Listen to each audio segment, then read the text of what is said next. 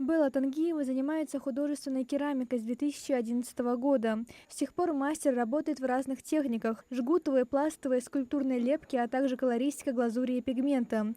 На первый взгляд это просто изящный фарфор, но за каждым таким изделием скрывается кропотливый труд. И самое удивительное, что все этапы от обжига до росписи Белла выполнила самостоятельно. Ее произведения уже были представлены на выставках в разных регионах России и за рубежом. Белла признается, что экспозицию в Ингушетии проводит впервые. Более того, это первая в ее творческой карьере персональная выставка. Так вот я привезла не все работы, они просто, мне сложно было в транспортировке, и у меня 26-го открывается там, я буду участвовать тоже в выставке, поэтому мне не удалось все привезти сюда.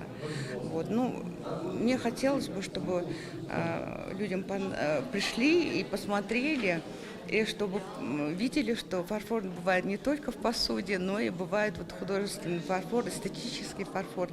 Выставка стала необычным опытом и для самих организаторов. Подобные экспозиции, где представлена исключительно ручная авторская керамика, в Государственной галерее проходят впервые. Керамикой дела не имели.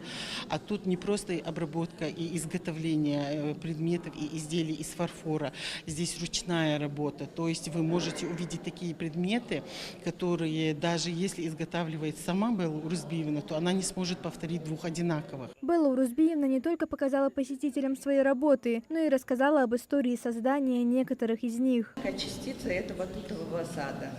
Это вот Асу, я ее как бы запечатлела, горную реку, которую быструю, шуструю, с такими волнами, вот здесь волны видны. Выставка вызвала живой интерес у посетителей. Многие с восхищением рассматривали каждую деталь изделий. Мне нравятся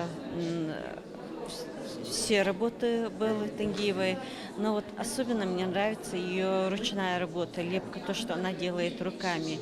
Вот эти ее цветочки, она каждый лепесток делает вручную, каждый изгиб она отрабатывает. Выставка продлится до 20 июня. У всех желающих есть возможность не только увидеть фарфоровую коллекцию, но и оформить заказ на понравившиеся изделия. Мария Амбата, Мухаммад Хиндиев, Магаз 24.